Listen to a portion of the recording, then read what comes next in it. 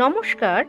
আজ আপনাদের সামনে পরিবেশন করছি শীর্ষেন্দু মুখোপাধ্যায় রচিত নবাবগঞ্জের আগন্তুক উপন্যাসের তৃতীয় পর্ব। পর্ব নাম অগ্রহায়ণ মাসের শেষ। অগ্রহায়ণ মাসের শেষ। শীতের শুরুতে বেশ জম্পেশ করে বৃষ্টি নেমেছে সন্ধেবেলা। নবাবগঞ্জের রাস্তাঘাট ফাঁকা হয়ে এসেছে। তবু বৃষ্টির মধ্যেই জনাচারেক আড্ডাধারী ছাতা মাথায় দিয়ে এসে সজনী বাবুর বৈঠকখানায় জড়ো হয়েছে।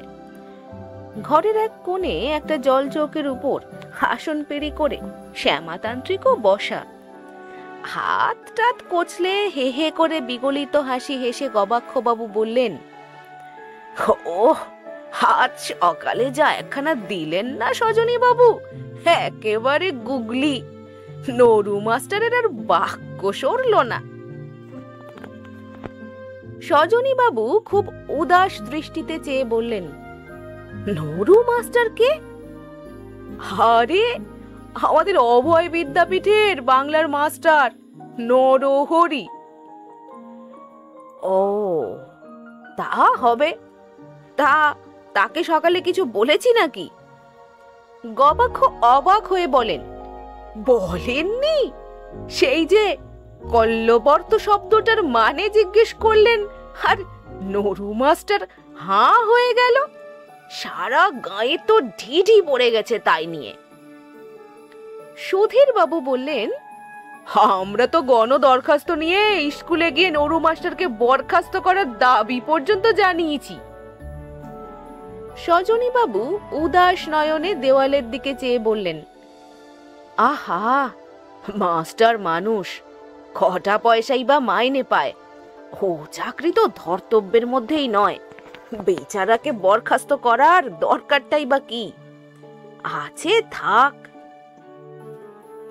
নৃপেন বৈরাগী হে হে করে বলল, আপনার মতো দয়াশ্বরী তো আর দেখিনি। মহাশত্রুকেও হাসি মুখে ক্ষমা করে দিতে পারেন। সজনী বাবু করুণ গলায় বললেন, এই শ্যামাদাও আমাকে একটু আগে বলছিলেন নরহরি মাস্টারের চাকরিটা যাতে না খাই। আমি ভাবি, চাকরি খাওয়ার মতো পাষণ্ড তো নই রে বাপু। গবাক্ষবাবু বিগলিত হয়ে বললেন, পাষণ্ড? আপনাকে পাষণ্ড বলবে কার ঘাড়ে কটা মাথা? সাধারণ মানুষের কথা ছেড়ে দিন, এমনকি চোর ডাকাতরাও আপনার প্রশংসায় পঞ্চমুখ। এই তো কাল রাতেই আমার বাড়িতে একটা চোর ঢুকেছিল। হরিপ্রিয় বাবু অবাক হয়ে বললেন, আপনার বাড়িতে চোর? বলেন কি মশাই? এমন আহাম্মক চোর ভূভারতে আছে নাকি? সবাই জানে আপনি চোর ডাকাতের ভয়ে আপনার সব টাকা পয়সা আর দামি জিনিসপত্র নয়াগঞ্জে শ্বশুর বাড়িতে গচ্ছিত রেখেছেন। চোর তবে কিসের আশায় এসেছিল? হ্যাঁ, এ কথাটায় খোঁচা ছিল বলে একটু লজ্জা পেয়ে গবাক্ষবাবু বললেন, সে কথা তো অস্বীকার করছি না। চোরটা যে কেন এসেছিল সেটাও ভেঙে বলেনি, তবে তার সঙ্গে আমার অনেক কথা হলো। সজনী বাবু মৃদু হেসে বললেন, চোরের সঙ্গে কথা? আপনি তো তাহলে বেশ আলাপি লোক। একটু হে হে করে গবাক্ষ বললেন, আগে আপনাদের 5 জনের আশীর্বাদে ওই গুণটা আমার আছে বটে। নৃপেন বৈরাগী বলল, আহা, কথাটা কি হলো সেটাই বলো না, বাজে কথায় সময় নষ্ট হচ্ছে। গবাক্ষবাবু বললেন, হ্যাঁ, চোরটা বলছিল সজনী বাবুকে এ যুগে যুধিষ্ঠির বললেও অত্যুক্তি হয় না, কিংবা নবাবগঞ্জের গান্ধী। চোরদের এক সর্দার নাকি একবার সজনী বাবুর বাড়িতে ঢুকে ধরা পড়েছিল। তার নাম লক্ষ্মীকান্ত।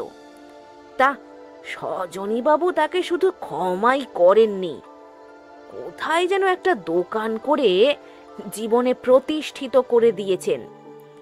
সত্যি নাকি সজনী বাবু? সজনী বাবু উদাস নয়নে জানলা দিয়ে বাইরের দিকে চেয়ে একটা দীর্ঘশ্বাস ফেলে বললেন, তা হবে। কত লোককেই তো রোজ ক্ষমা করতে হয়, কে তার হিসেব রাখে বলুন? হরিপ্রিয় বলে উঠলেন, সে তো বটেই, সে তো বটেই। গবাক্ষবাবু বললেন, চোরটা কিন্তু একটা ভয়ের কথাও বলল। রিপেন বৈরাগী বলেন, ভয়ের কথা? সে আবার কি? চোরেরা নাকি তারাতান্ত্রিক নামে একজন নতুন তান্ত্রিককে পেয়ে গেছে, তার নাকি অনেক ক্ষমতা। এতক্ষণ শ্যামাতান্ত্রিক নিশ্চল হয়ে বসেছিল। এ কথা শুনেই হঠাৎ বোম গালি বলে এমন হুঙ্কার ছাড়লো, সবাই চমকে উঠল। শ্যামাতান্ত্রিক গুরুগম্ভীর গলায় বলল, কাচ্চা খেয়ে নেবো তাকে, বান মেরে এফোড় ওফোড় করে দেবো, তার মুন্ডু নিয়ে। সজনী বাবু ভারী মোলায়েম গলায় বললেন, ছাড়ুন তো শ্যামাদা, কোথাকার কে এক চুনোপুটি তারাতান্ত্রিককে নিয়ে খামোখা উত্তেজিত হচ্ছেন।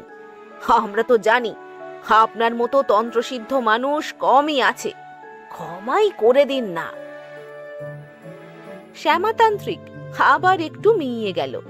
মৃদু স্বরে কালি কালি বলতে বলতে চোখ বুজে ফেলল। সুধীর বৈষ্ণব একটু ফিচেল হাসি হেসে বললেন, শ্যামা দাদা আগে খুব তারা তারা জপ করতেন, তারাতান্ত্রিকের ওপর খাপ্পা হওয়ার পর থেকে আর ও নাম উচ্চারণও করেন না।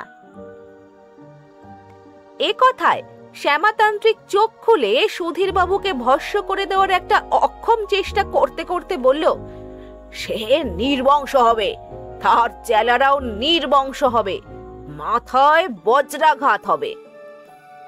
সজনী বাবু আবার মৃদু স্বরে বললেন, আহা শ্যামাদা, মাথা গরম করবেন না, আপনি চটলে যে মহা প্রলয় হয়ে যাবে। শ্যামা আবার মিইয়ে গেল। গবাক্ষবাবু বললেন, আরো একটা খবর আছে, বলবো কি? হরিপ্রিয় বললেন, আহা, খবর টবরের জন্যই তো এখানে আসা, বলে ফেলো, বলে ফেলো।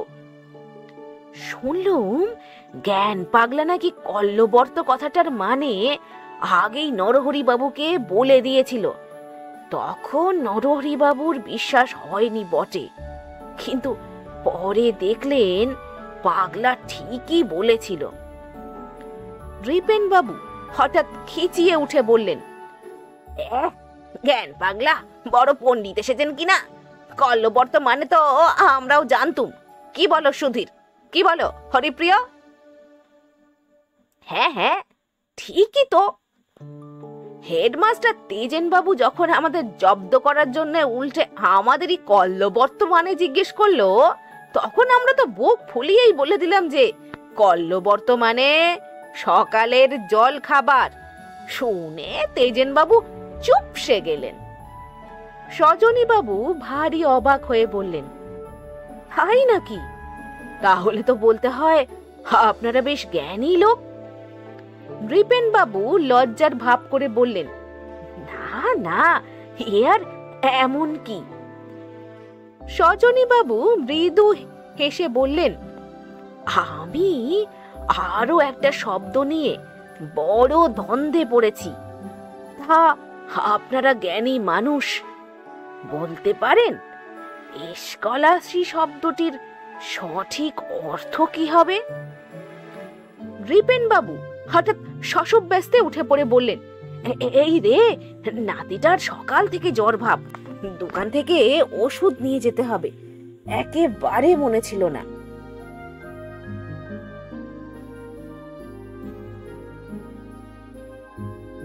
সুধীর বাবু তড়াক করে উঠে পড়ে বললেন, গেল বোধহয় আমার ছাতাটা, ভুল করে ছাতাটা দিনু মুদির দোকানে ফেলে এসেছি। উঠি উঠি ভাব করে হরিবাবু বললেন, সকাল থেকে মাথাটা ঘুরছে, শশধর ডাক্তারকে একবার প্রেসারটা না দেখালেই নয়। তিনজনেই উঠে পড়েছে দেখে সজনীবাবু মৃদু হেসে বললেন, আরে তারা কিসের? শব্দটার অর্থ আজ না বললেও চলবে। বসুন বসুন, চা আর পাঁপড় ভাজা আসছে। তিনজনেই ফের বসে পড়লেন। সজনীবাবু তার শান্ত চোখে গবাক্ষ বাবুর দিকে তাকিয়ে বললেন, এই জ্ঞান পাগলাটাকে বলুন তো, আগে তো নাম শোনেনি। গবাক্ষ বাবু বললেন, নাম শোনার কথাও নয়, এই নতুন এসেছে। আজ সকালেই তো নরহরির বারান্দার সিঁড়িতে বসেছিল, দেখেননি? মাথায় রঙিন টুপি, মুখে দাড়ি গোফের জঙ্গল। ও, তা দেখে থাকবো হয়তো, ভালো করে খেয়াল করিনি। তা সে কেমন পাগল? গবাক্ষবাবু বলার আগেই নৃপেন বাবু বলে উঠলেন, খুব দেমাকের পাগল মশাই, কারো বাড়িতে এটো কাটা খাবে না, 5 মাস খাটবে না। হরিপ্রিয় বললেন, ফিলোজফার ভাব, মুখ গোমরা করে সবসময় কি যেন ভাবে। গবাক্ষবাবু বললেন, একটা মজা আছে, ভিক্ষে টিক্ষে চায় না। সজনীবাবু বললেন, তবে চলে কিসে? নৃপেন বাবু বললেন, লোকে এমনিতেই দেয়, ছদ্মবেশী মহাপুরুষ বলেই ভাবে বোধ হয়। গবাক্ষবাবু বললেন, সে নাকি কোথাকার রাজপুত্তুর, লোকের কাছে পয়সা চাওয়ার সময় বলে, ভিক্ষে নয় বাপু, খাজনা নিচ্ছি। সজনীবাবু বলেন, রাজপুত্তুর? বাহ, বেশ, তা কোথাকার রাজপুত্তুর তা জানেন? নৃপেনবাবু মুখখানা বিকৃত করে বললেন, পাগলের কথার কি মাথা মুন্ডু আছে? সে নাকি নয়নগড়ের রাজপুত্তুর। নয়নগড়ের নাম তো জন্মে শোনেনি বাপু। সজনীবাবু হঠাৎ একটু গম্ভীর হয়ে গেলেন। হরিপ্রিয় বললেন, নবাবগঞ্জে নতুন নতুন চিড়িয়া আসছে, কিন্তু একটা তান্ত্রিক, একটা পাগল, আরো কে আসে কে জানে বাবা। সুধীর বৈষ্ণব বললেন, আসুক আসুক, যত আসবে ততই খেল জমবে। চা আর পাঁপড় ভাজা খেয়ে শুধু শ্যামাতান্ত্রিক ছাড়া সবাই উঠে পড়লেন। রাত প্রায় 9টা বাজে। বাইরে এখনো টিপ টিপ করে বৃষ্টি হচ্ছে, ঠান্ডা হাওয়াও দিচ্ছে খুব। রাস্তাঘাট খুবই ফাঁকা। সজনীবাবুর বাড়ি থেকে বেরিয়ে একটু তফাতে এসেই নৃপেনবাবু খ্যাঁক করে উঠলেন। সজনীবাবুর আক্কেলটা দেখলে সুধীর ভায়া, কথা নেই বার্তা নেই, দম করে একটা শব্দের অর্থ জিজ্ঞেস করে বসলেন। কেন বাপু, আমরা কি ওর স্কুলের পড়ুয়া নাকি? এ তো ঘোর অপমান। সুধীর বাবু বললেন, টাকার গরম, দেমাকের গরম, সব মিলিয়ে লোকটা একেবারে টং হয়ে আছে। হরিপ্রিয় বললেন, ওরে বাপু, টাকাটাও তো করেছে বাঁকা পথে, কাজ কারবার তো তেমন কিছু দেখছি না, কিন্তু লাখো লাখো টাকা যে কোত্থেকে আসছে কে জানে। তুমি কি বললে হে গবাক্ষ ভায়া? গবাক্ষ বাবু বলল, সত্যি কথাই বলেছেন, সজনীবাবুকে নিয়ে একটা রহস্য আছে। নৃপেন বাবু বললেন, আমার তো মনে হয় ওই শ্যামাতান্ত্রিকের সঙ্গে সাঁট করে ভেতরে ভেতরে কোনো কাজ কারবার চলছে। সুধীর বাবু একমত হয়ে বলেন, তাহাও হতে পারে। বটতলার গজাননের তেলে ভাজার দোকানে ঝাঁপের তলায় গুটি সুটি মেরে বসা জ্ঞান পাগলাকে দেখে নৃপেন বাবু দাঁড়িয়ে গেলেন। বললেন, জ্ঞান পাগলা না? গবাক্ষ বাবু বললেন, হ্যাঁ, জ্ঞান পাগলাই। গজানন জ্ঞান পাগলাকে রোজ রাতে পরোটা আর আলুর দম খাওয়ায়। নৃপেন বাবু অবাক হয়ে বলেন, বলো কি? কেন খাওয়ায় কেন? গজানন মনে করে জ্ঞান পাগলা সত্যি রাজপুত্তুর। শুধু গজানন কেন, নবাবগঞ্জের অনেকেরই ধারণা জ্ঞান পাগলা সাধারণ লোক নয়। যত সব আহামক। রাজপুত্তুর আজকাল গাছে ফলছে নাকি? হ্যাঁ, রাজপুত্র হওয়া অত সোজা নয়। এত লোককে একসঙ্গে মুখোমুখি দেখে জ্ঞান পাগলা জুলজুল করেছে। মাথার রঙিন টুপিটা খুলে মাথাটা একটু চুলকে নিয়ে বলল, তোমরা কি খাজনা দিতে এসেছো? নৃপেন বাবু পয়সাওয়ালা লোক, ফস করে পকেট থেকে একখানা 5 টাকার নোট বের করে বললেন, নিবি? আর একটা শক্ত কথার মানে বলে তো দেখিনি বাবা। জ্ঞান পাগলা কুটি করে বলল, কেন, আমি কি ডিকশনারি নাকি? সবাই বলে তুই জ্ঞানী মানুষ, পাগল সেজে থাকিস বটে, কিন্তু জ্ঞানের নাড়ি টনটনে। জ্ঞান চোখ পাকিয়ে বলে, পাগল? আমি পাগল? আমি হলুম নয়নগড়ের যুব রাজকুমার। খবরদার, ফের ও কথা উচ্চারণ করো না। জোরহাত করে নৃপেন বাবু বললেন, ভুল হয়ে গেছে রে বাপু, মাফ করে দে। বুড়ো মানুষ, সব সময় সব কথা খেয়াল থাকে না।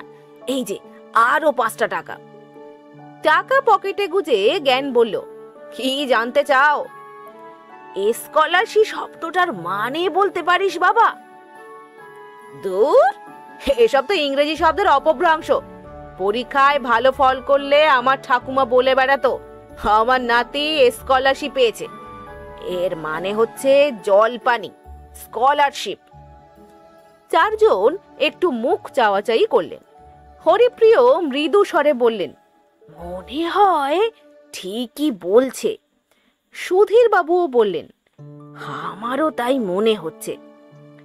নৃপেন বাবু 5 5 10 টাকা খসিয়ে শব্দটার মানে জেনেছেন।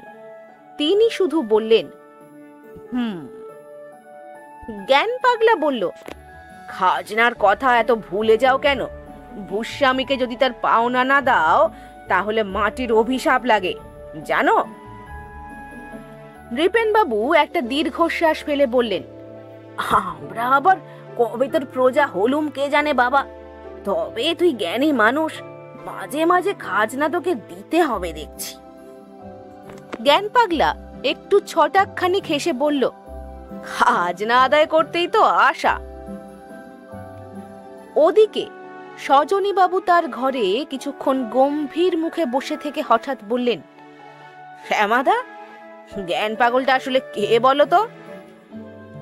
শ্যামা নিমিলিত নেত্রে চেয়ে বলল, কেন, বান টান মারতে হবে নাকি? না না, ওসব নয়, আগে খোঁজ নাও লোকটা কে, কত বয়স, কোথা থেকে আসছে। কালকেই খোঁজ নিচ্ছি, চিন্তা নেই। ভালো করে খোঁজ নিও, আজে বাজে গুজবে কান দিও না। আরে না, ভালো করেই খোঁজ নেব। দরকার হলে মহেশ দারোগাকে লাগিয়ে দেব। মহেশ আমাকে খুব খাতির করে। আহা, হত হট্টগোল পাকিয়ে দরকার কি? মহেশকে বললে সে হয়তো পাগলকে কোমরের দড়ি দিয়ে থানায় নিয়ে যাবে, লোক জানাজানি হবে। আমি চাইছি গোপনে খবর নিতে, কেউ যেন টের না পায়। তারও ভাবনা নেই, বিষেকে লাগিয়ে দেবক্ষণ। সে চোর ছ্যাচোর যাই হোক, খুব চালাক চতুর। পেটের কথা টেনে বার করতে তার জুড়ি নেই। তবে সে মজুরি চাইবে। কত চাইবে? গোটা 50 টাকায় হয়ে যাবে। সজনী বাবু টাকাটা বের করে দিয়ে বললেন, কালই খবর চাই। টাকাটা ট্যাকে গুজে শ্যামাতান্ত্রিক উঠে পড়ল। বাইরে তার 2 জন চেলা অপেক্ষা করছিল। শ্যামা বেরোতেই 2 জন তড়াক করে লাফিয়ে উঠল। একজন একটা ছাতা মেলে ধরল শ্যামার মাথার উপর। বজ্র গম্ভীর স্বরে 2 বার কালি কালি বলে শ্যামা রাস্তায় নেমে পড়ল। বৃষ্টির তোড় একটু বেড়েছে, বাতাসের জোরও। রাস্তাঘাট যেমন নির্জন তেমনই অন্ধকার। দ্বিতীয় চেলা একটা টর্চ জেলে বলল, একটু দেখে চলবেন বাবা, রাস্তায় জল জমে গেছে। শ্যামা সবেগে জল ঠেলে হাঁটতে হাঁটতে বলল, ওরে, টর্চের আলোতে কি আমি পথ দেখি? আমি দেখি ধ্যানের চোখে, তৃতীয় নয়নে। সামনে মা হাঁটছেন, দেখতে পাচ্ছিস না? ওই দেখ, শ্যামা মা কেমন মল বাজাতে বাজাতে চলেছেন, দেখতে পাচ্ছিস? আমাদের পাপি চোখ বাবা, এই চোখে কি দেখা যায়? অট্টহাসি শেষ হওয়ার আগেই হঠাৎ দশাসই চেহারা নিয়ে গদাম করে উপুর হয়ে পড়ে গেল শ্যামা। তারপরই আর্তচিৎকার, বাবা রে! চেলা দুজন পিছনে ছিল। এ ঘটনায় হতচকিত হয়ে টর্চ জ্বালাতেই তারা দেখতে পেল কোনো বদমাশ রাস্তার দুধারে দুটো গাছে আড়াআড়ি করে একটা দড়ি বেঁধে রেখেছে। তাই পা বেঁধে পড়ে গেছে শ্যামা। ওরে, হা করে দেখছিস কি? দৌড়ে তোল! শ্যামা চেঁচালো। চেলারা গিয়ে তাড়াতাড়ি টেনে তুলল শ্যামাকে। জলে কাদায় দাড়ি গোফ রক্তাম্বর সব মাখামাখি, মাজায় চোটও হয়েছে। হাঁফাতে হাঁফাতে শ্যামা বলল, কোন বদমাস? সামনের অন্ধকার থেকে কে যেন বলে উঠল, এটা হলো 1 নম্বর। কে কে রে বদমাস? কে ওখানে? কেউ জবাব দিল না। চেলাদের একজন ভয় খাওয়া গলায় বলে, একটু পা চালিয়ে চলুন বাবা, এ তো বেম্বদত্তের গলা বলে মনে হচ্ছে। শ্যামা খোঁচে উঠে বলল, নিকুচি করেছে বেম্বদত্তির। টর্চের আলোটা ভালো করে ফেলতো, হাঁটু দুটো চাল বাকল উঠে বোধহয় গেল। গতকাল মাঝরাত্রিরে মা ব্রহ্মময়ী স্বপ্নে দেখা দিয়ে বলেছিলেন বটে, তোর একটা ফাঁড়া আসছে, পথে ঘাটে সাবধান। তা কথাটা খেয়াল ছিল না। চেলার টর্চের আলোয় দেখা গেল দুটো হাঁটুরই নুন ছাল উঠেছে। শ্যামাতান্ত্রিক চাপা গলায় বলল, ঘটনাটার কথা কাউকে বলার দরকার নেই, বুঝলি? দুজনে একসঙ্গেই বলে উঠল, যে আজ্ঞে। আর তৃতীয় নয়নের উপর ভরসা হলো না শ্যামাতান্ত্রিকের। একজন চেলা সামনে টর্চ জেলে পথ দেখাতে লাগলো, অন্যজন ছাতা ধরে রইল। শ্যামাতান্ত্রিক ল্যাংচাতে ল্যাংচাতে ডেরার দিকে হাঁটতে লাগলো।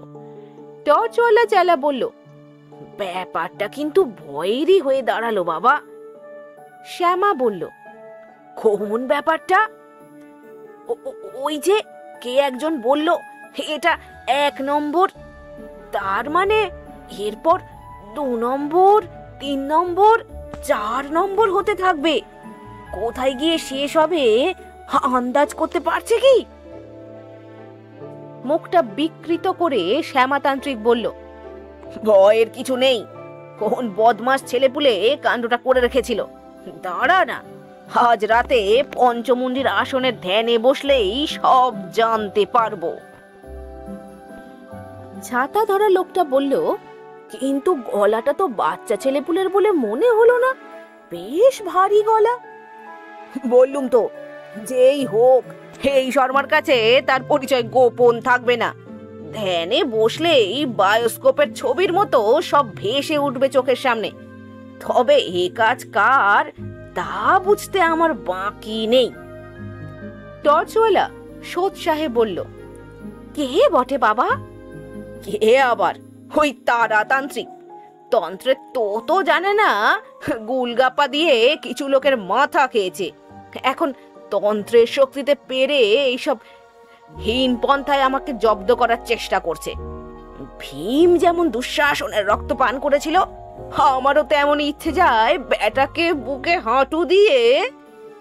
ছাতাওয়ালা বলল, কুপিত হবেন না বাবা, আপনি কুপিত হলে সর্বনাশ। কিন্তু লোকটার কেমন বার বেড়েছে দেখেছিস? ওর চেলা চামুন্ডারা হলো সব চোর চোট্টা বদমাস, তাদের কাউকে দিয়েই কাণ্ডটা করিয়েছে। দাঁড়া, আমিও দেখাচ্ছি মজা। টর্চওয়ালা বলল, তারাতান্ত্রিকের কিন্তু আজকাল খুব নাম হয়েছে বাবা। অনেকে বলে তারাতান্ত্রিকের অনেক ক্ষমতা। শ্যামা হুঙ্কার দিল, কাচ্চা খেয়ে নেবো, মা কালীর সামনে হাড়ি কাঠে বলি দেব বেটাকে।